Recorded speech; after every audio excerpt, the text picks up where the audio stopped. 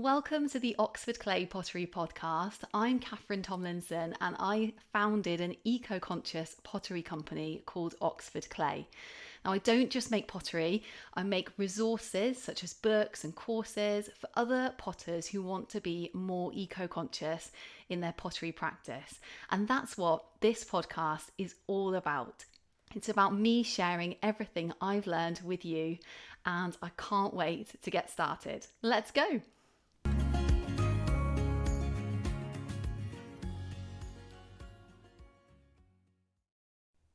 Hello, so before we get on with the episode, I wanted to tell you about two completely free guides that I've made just for you about pottery.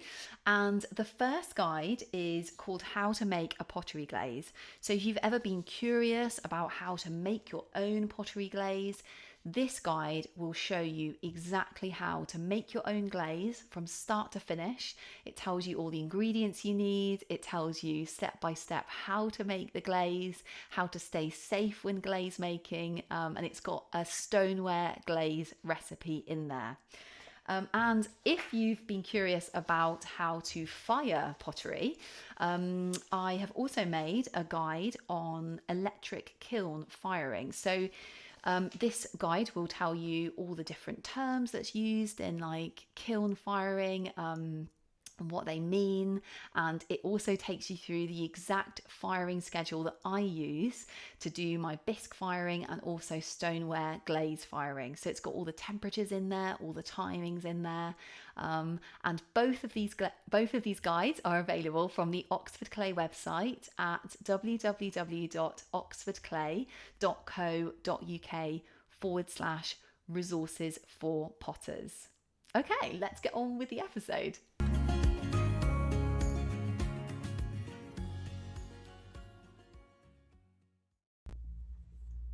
Hi everyone, it's so nice to be back with you here on the Oxford Clay Pottery podcast.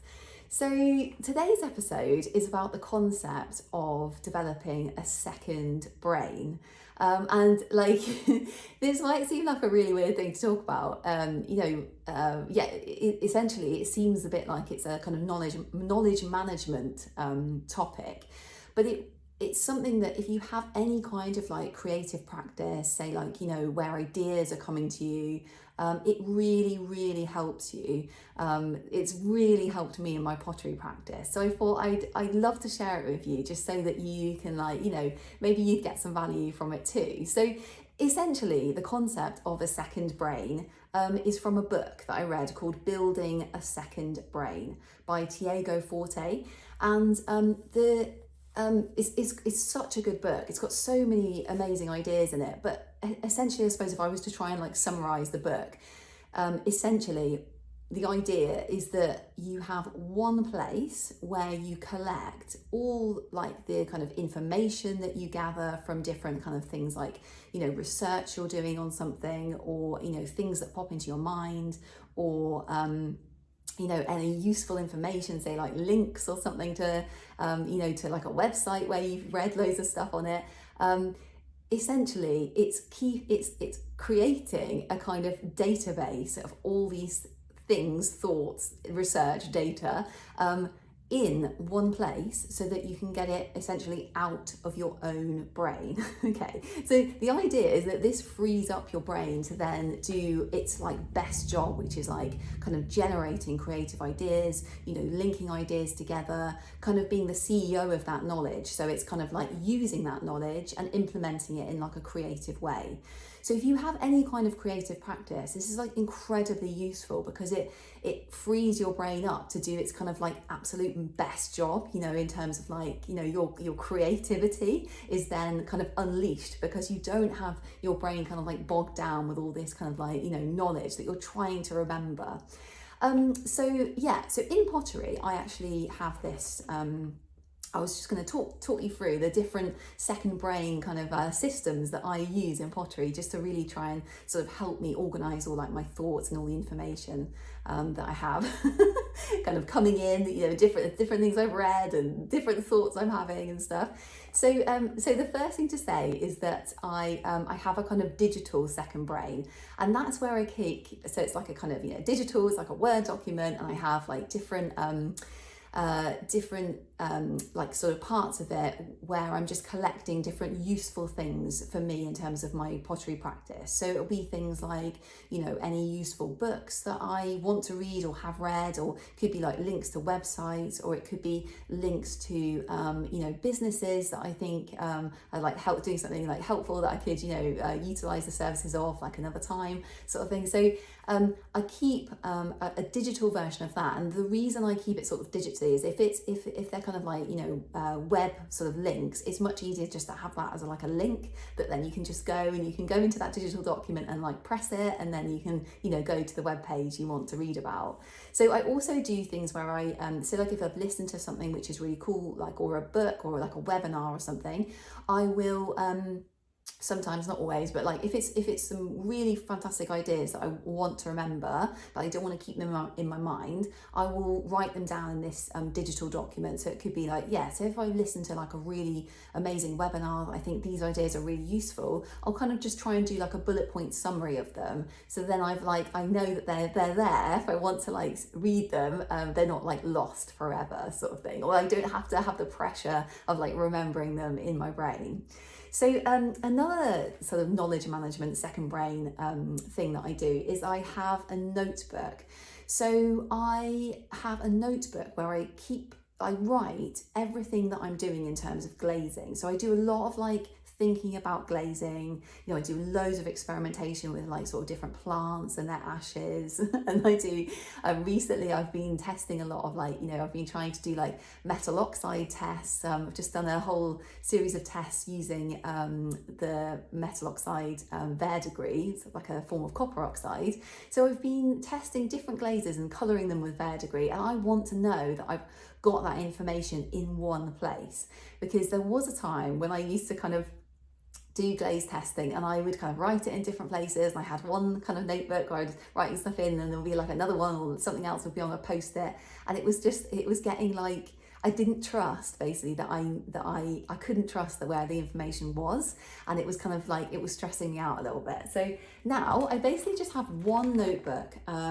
It's one notebook, and I keep every single glaze test that I've done in this notebook, and I meticulously record sort of like, I do numbers on each glaze test. On the base of it, I press numbers into the clay, and then I will meticulously write down the recipe in this notebook.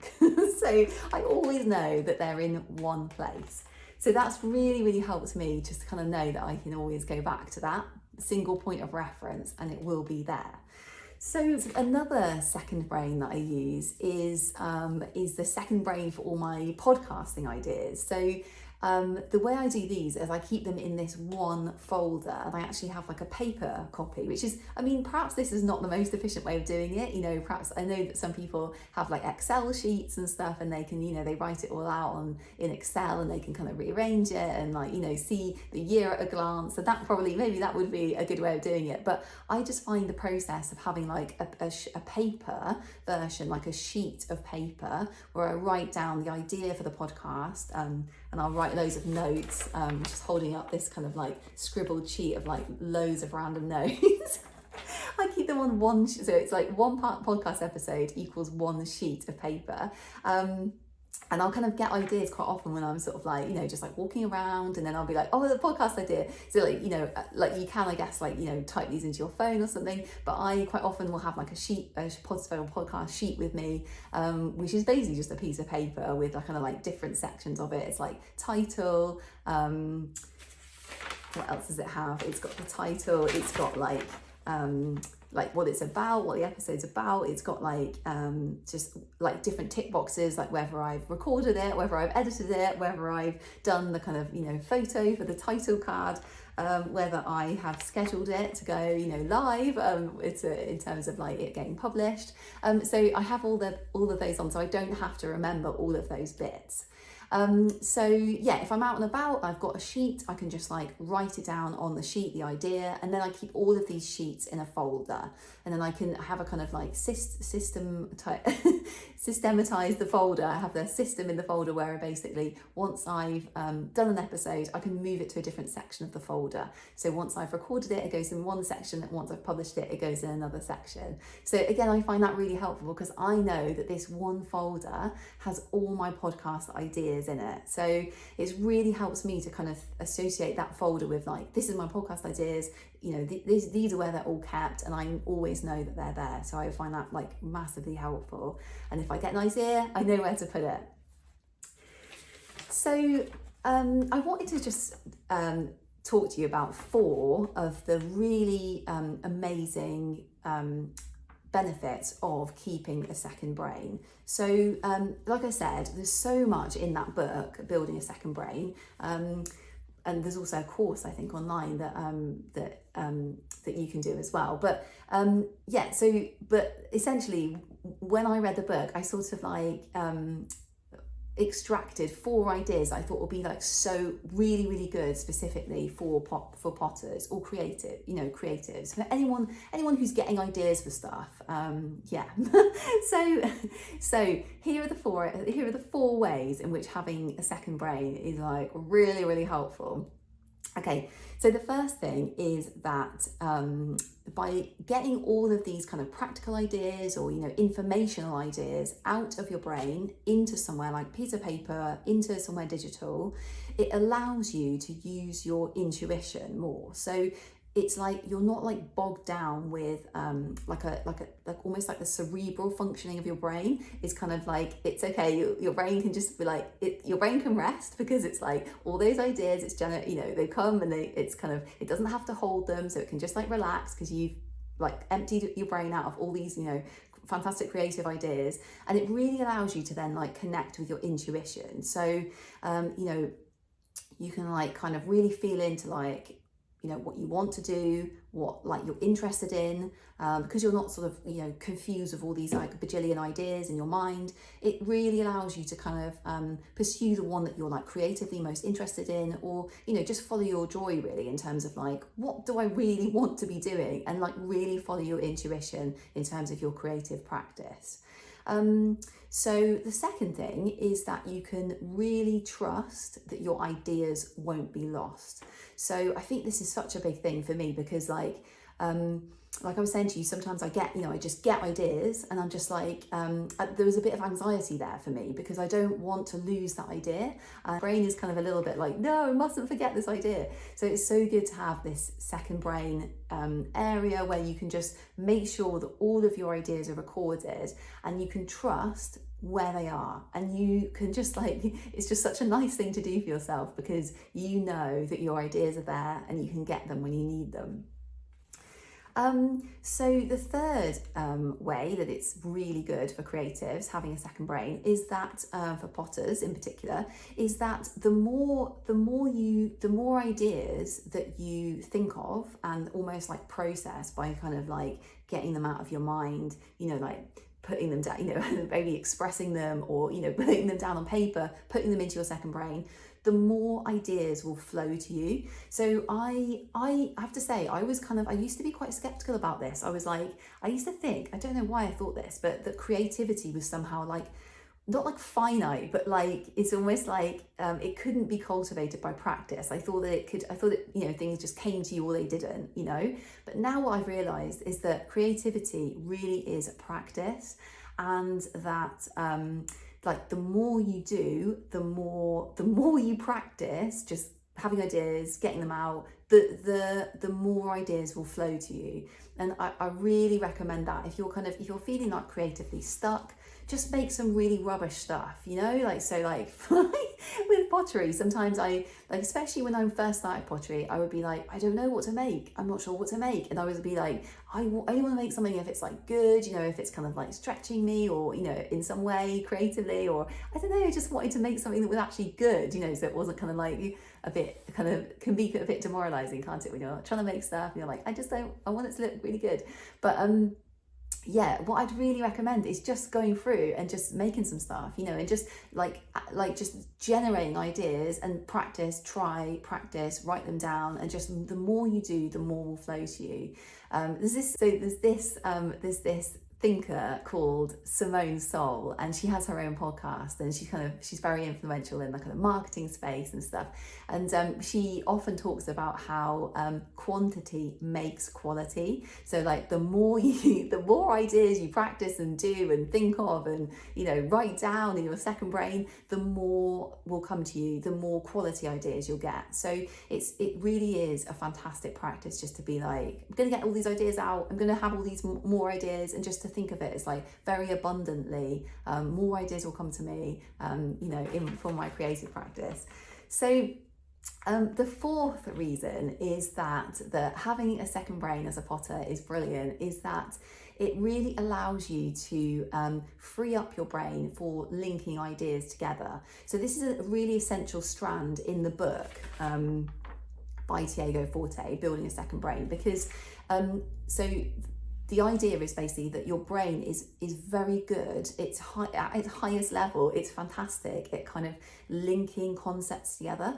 And the more you support your brain with like taking away that work it has to do, like remembering stuff, the more it will free up your brain to be able to do its like power work, which is basically linking amazing ideas together and linking like creative concepts together. So I really, really agree with this idea, because what I find is that the more kind of research I do, and then I kind of just, will kind of record that research somewhere, if I give myself like a bit of time, I find that like sometimes ideas will kind of generate in the background, like on the back of these ideas, but it's only really if I haven't got loads of other things to remember that can happen. So it's often when I'm kind of just doing something, say like it could be just on a walk or something, just something where I'm not having to like think loads about something, I'll find these like the way ideas link together really just comes to me in those moments. And I think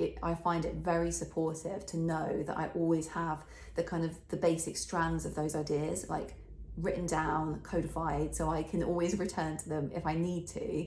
But it just really frees up my brain to be like doing this kind of work where it's kind of like more like, thinking about concepts and thinking about how things work together. And yeah, it's very supportive, I think, for creatives to be able to empty all the kind of day-to-day stuff, all this stuff to remember into your second brain. So yeah, I hope you've enjoyed this episode. I've loved talking to you about developing a second brain. So, you can do it in a way that works for you. Like I was saying to you, I've got paper versions. So basically I just, your second brain could essentially just be like a notebook.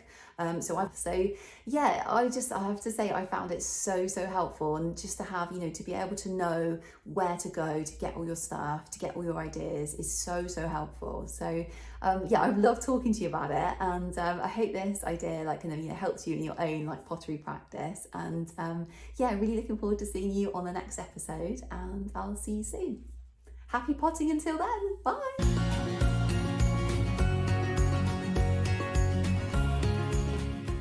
Thank you so much for joining me for the Oxford Clay Pottery podcast. If you're interested in learning more about Oxford Clay or eco-conscious pottery, there's so much for you on the Oxford Clay website. There's books, e-courses, there's a blog on there, loads of other podcast episodes, and I can't wait to share it with you. The web address is oxfordclay.co.uk. I'll see you over there.